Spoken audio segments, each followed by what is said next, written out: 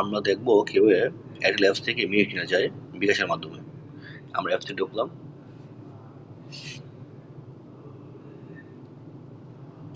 Apps থেকে আমরা যদি মিনিট কিনবো মিনিটে ক্লিক করলাম। ওকে, চাইলে বান্ডেলও কেনা যায়, বাট আমি মিনিটে ক্লিক করছি। এখানে বান্ডেল দেওয়া আছে, এখানে মিনিট দেওয়া আছে। মিনিট কিনবো, স্ক্রল বারটা ব্যাগে গেলাম, মানে ঘোরালাম।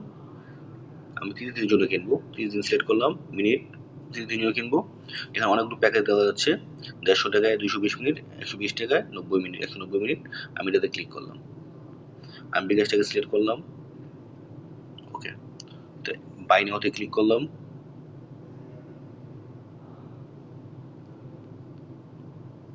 প্রসেস হচ্ছে,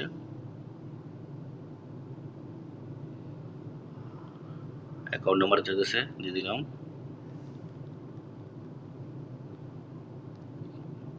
কনফার্মে ক্লিক করলাম।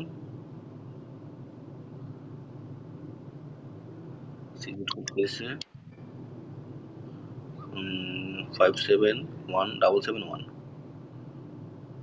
571771। কনফার্মে ক্লিক করলাম।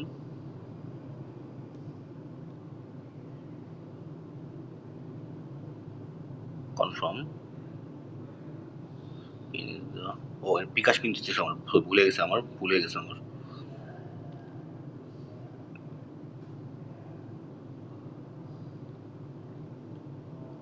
বিকাশের পিন চাচ্ছে, ভুলে গেছি আমি এটা। Verify successful.